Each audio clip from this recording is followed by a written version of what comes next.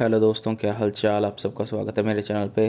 दोस्तों आज हम बात करने वाले हैं कनाडा के बारे में। दोस्तों कनाडा के जो इमिग्रेशन मिनिस्टर हैं मार्क मिलर, उन्होंने बहुत ही बड़ी अपडेट दी है, जो कि फ्यूचर में जो लोग स्टडी वीज़ा लगवाना चाहते हैं या कि जिन्होंने अभी तक लगवाया हुआ है उनके लिए बहुत ही बढ़िया न्यूज़ उन्होंने दी है।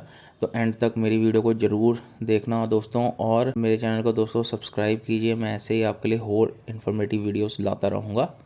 तो चलिए वीडियो दोस्तों शुरू करते हैं।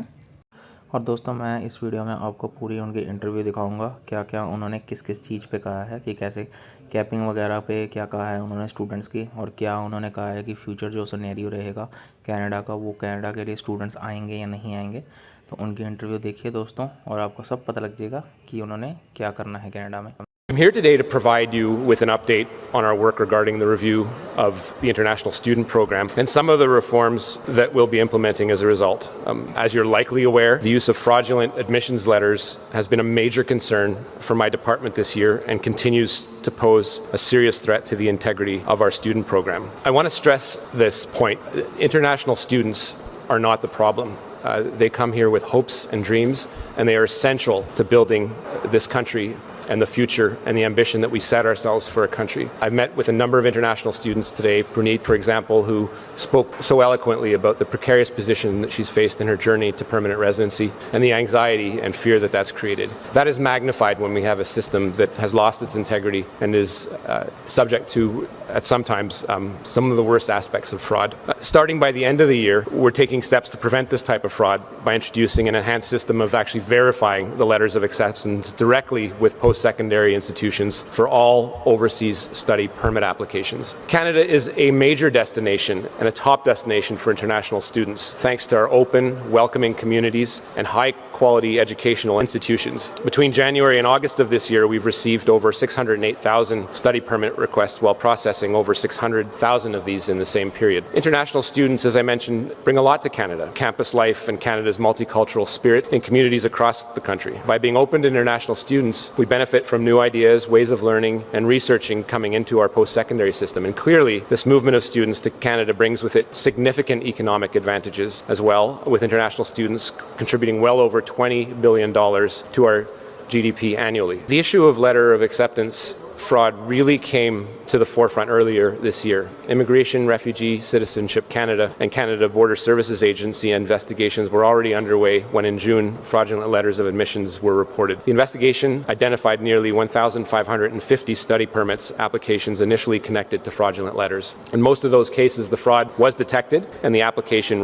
was refused. In approximately 450 of the remaining cases, fraud wasn't identified during the processing and study permits were issued. In some cases, people have shown up at the doorsteps of institutions to find out that their hope has been dashed. When media reports surfaced, a number of international students came forward as victims, not participants in the submission of the fraudulent documents. And I'd also say that because of the precarious nature of some international students, there is a hesitancy to come forward. And that only magnifies the fact that this could very well be the tip of the iceberg. To ensure that genuine students were supported, an IRCC task force was struck to review the facts of cases for individuals once the Immigration and Refugee Board had completed its proceedings. Of the approximately 450 cases, there were 285 of interest to the task force, and as of mid-October, the IRCC task force had reviewed 103 cases and determined that 63 students were genuine students. In 40 of these cases, these individuals were found not to be genuine students. For those students found to be genuine students, 30 were issued temporary resident visas. Most of the remaining cases are still before the IRB, and the task force will intervene where appropriate once adjudicative processes are concluded. As we continue to review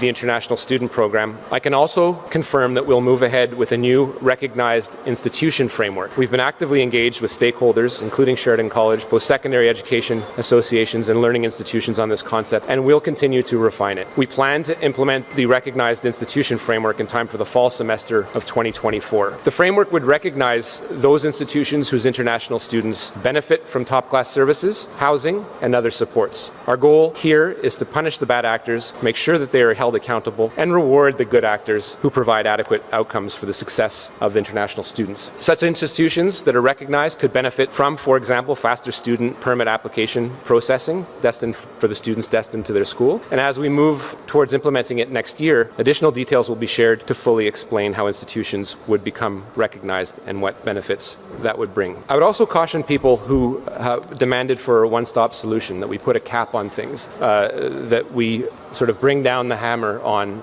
an ecosystem that is rife with perverse incentives. I've met enough people in this field to know that the lived experience of international students is too complex to come up with a simple formula and simply have the federal government stomp in and pretend that it has all the solutions. My job is to solve for fraud and to make sure that my department and the federal government is doing its job. But I do want to add that the accreditation, the designation of designated learning institutions is made by provinces, and they have a primary role in this, in making sure that those institutions are doing their jobs. We have a challenge in Ontario in particular, but it is not the only province that has faced challenges. But we need to do it together, and the federal government is coming forward and opening its arms to our provincial partners, territorial partners, to make sure we all do our jobs properly. If that job can't be done, the federal government is prepared to do it. But for right now, we need the provinces in particular, and in the case of Ontario where we are, to look at the Auditor General report that was issued in 2021 with respect to public and private colleges and work on implementing some of those recommendations. They are key to the vitality of the people that I spoke to today. They are key to the integrity of the system, and they are key to what Janet so aptly said is responsible growth. I'm not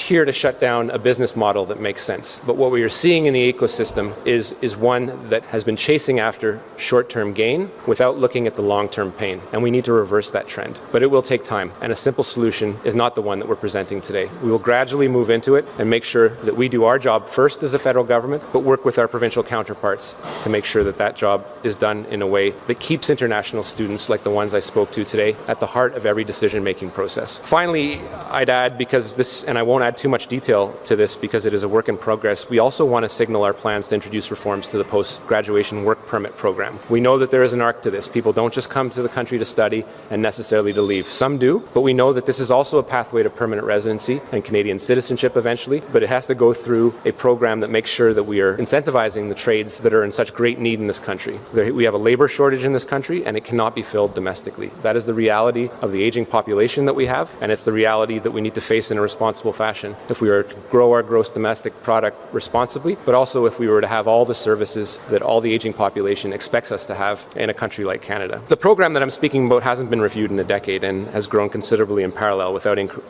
the increasing number of international students in Canada. In the coming months, we'll do continued work to make sure that we actually align this to the arc that I was speaking about, to make sure that someone that is coming here for studying can get a job and can move into perhaps a pathway to permanent residency. So expect to announce more details in the coming months on that particular piece of the reform. I'd also add that in the last year, we've brought online new technologies that assist with study permit renewals, that use an automated tool to review applications and provide a summary to case officers for a final decision. I stress on that point that the final decision always remains with a human and case officers. This has improved our processing time, and it's really something we need to do in the context of the 21st century. Our immigration system is reliable and will continue to act to prevent fraud by criminals and unscrupulous actors. I remain committed to supporting all genuine students who came here with hopes and dreams, hopefully doing what we need to do better in matching supply and demand. That's why we're acting here today, to support hardworking people and ensure our systems are secure and effective. I can't do it, we can't do it, the provinces can't do it without people like Dr. Morrison, without institutions like Sheridan College,